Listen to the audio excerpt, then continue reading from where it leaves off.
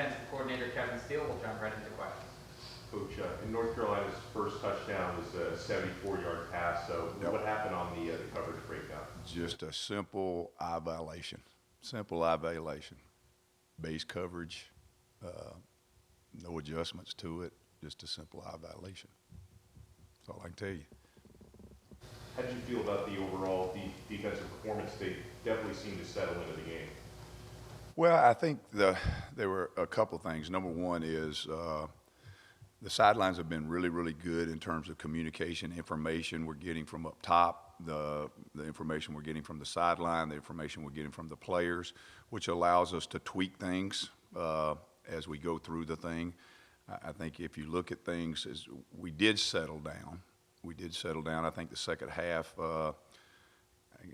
this number may be a little bit off, but I think it was 140 yards total the second half with 6 2-field goals. And that's a pretty, they're hitting on all cylinders offensively, or have been all year. Going into the game, they were. So that's, the big yardage output, big point output. So I think our guys did settle in. We made a few tweaks the second half in terms of what we did rush-wise. I think that contributed to the fact that in the second half, the numbers were, we hit him 8 times in which he threw the ball away, and then we sacked him 4 times. So we affected the quarterback better in the second half. And then coverage-wise, we had no miscues. So that was the difference in the 2 halves. Your Pro Football Focus graded 4 of your defensive tackles, the top 5 players in this last game. And just curious, from your own eye, did you feel that way too, that those D tackles really had a good game? We played very solid up front. We had asked them, we had a very specific game plan because of the quarterback and the quarterback draw, and then the quarterback scrambles. And then their run game was, they're not a huge committed to the run team, but we played the run very well in there. We pushed the pocket, we collapsed the pocket to him, and then we affected him. Like I told you, those numbers of 8 hits in the second half and 4 sacks. That's 12 plays in which you affect the quarterback with the front, not the coverage, and that's huge. So those numbers speak for themselves. Coach, the fourth quarter drive, the 8-minute drive, just the disappointment on get off the field, but what did you see on that drive? Yeah, it just came down to 2 things. Number one, we could have been probably a little more aggressive at that point in time, but then when you go aggressive, you're singled up coverage. And so and we covered a couple of times on, I think, a 3rd and 9 and a 3rd and 10 or 11, and they got 11 on the 3rd and 9 and 12 on the 3rd and 11, I think it was. So, probably just a little tighter in coverage and get off the field on 3rd down. It really wasn't any chunk plays in the drive. It was 4 yards, 3 yards, 7 yards, and then a couple of the plays. And then the quarterback draw was in there in that, in which we got a little bit out of our rush lane. We were in match coverage, so we had our eyes away from him, and he got a good run on that. So it wasn't anything egregious in the drive. Probably I could have been more aggressive at that point in time where the score was in the game. Yeah, Akeem Mesidor, I think, graded out right now as like the 3rd best defensive lineman in the country. How have you seen him improve since he got to UM, and how has he kind of met or exceeded your expectations? Well, no, we don't exceed expectations around here. You meet them, and when you meet them, we're going to raise them. So that's just the way that Coach Cristobal has it built, and Akeem will tell you that. He is a very, very intelligent young man. It's very important to him.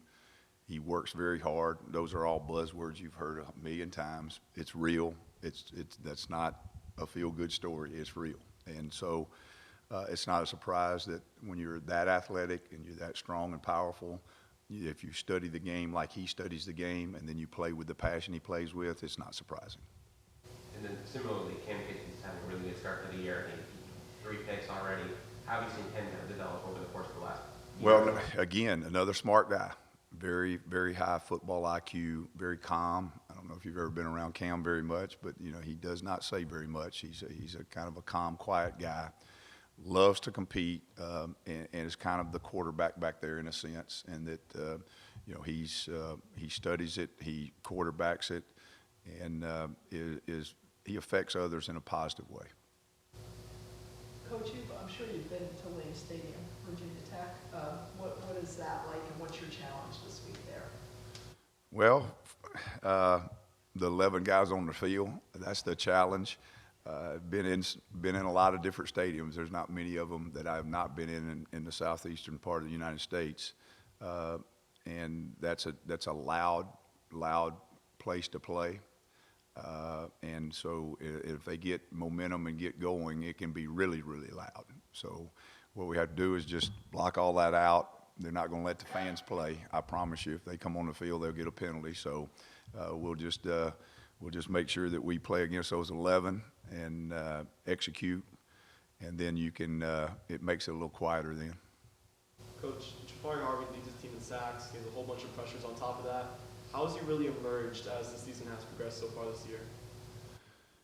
Well, spring practice, it was pretty evident this guy's a special football player. He understands football at a coach's level.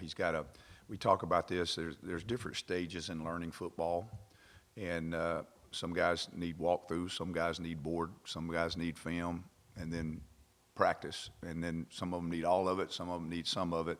And then every now and then you get a guy that's just kind of, if you will, for lack of a better word, like a coach. You start talking football with him, and the video player starts playing.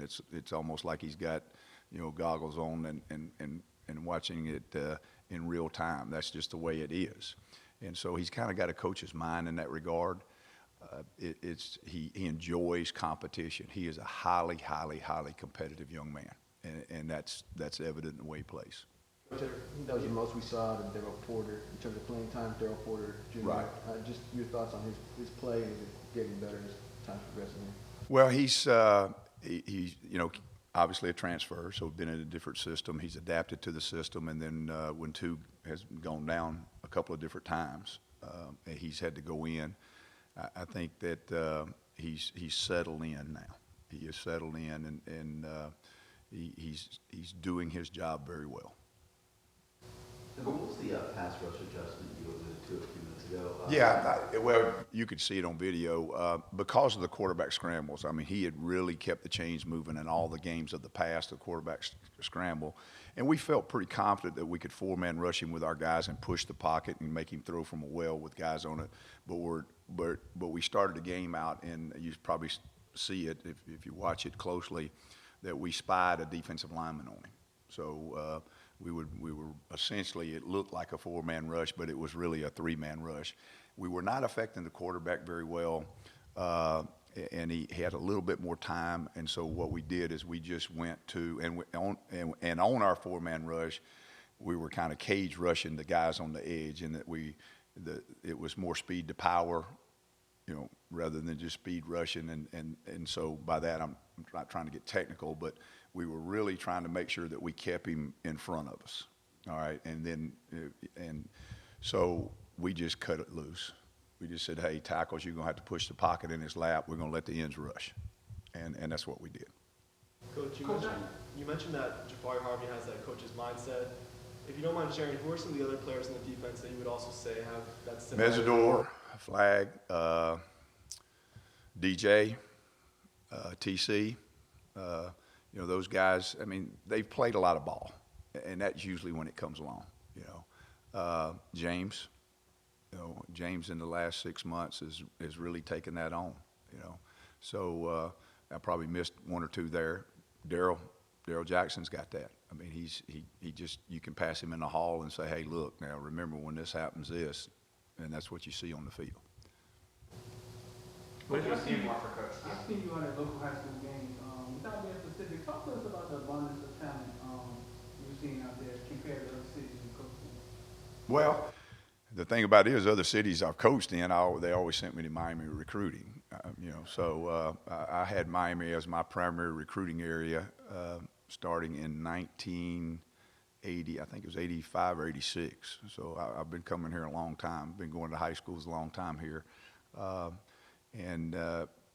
So that answer is a little bit different.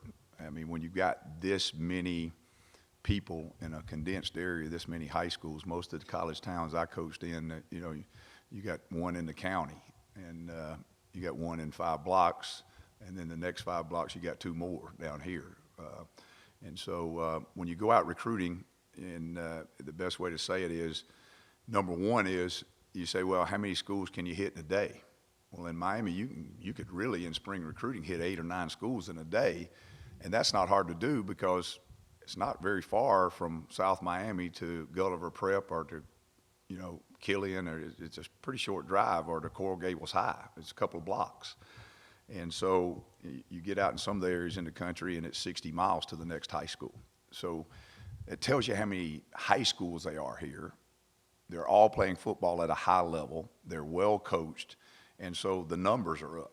And then what I call, and I say this affectionately before I even came to Miami, is the young men who play high school football here and the way they're coached here.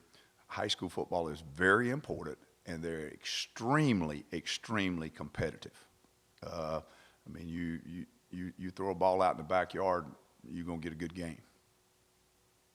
From Virginia Tech's offense on film that they've shown so far? The number one thing is, obviously, they're in their first year also, and they're putting their packages together.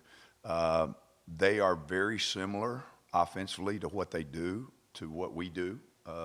Josh and their offensive coordinator coached together at Penn State under Joe Moorhead, who is kind of the father of some of this.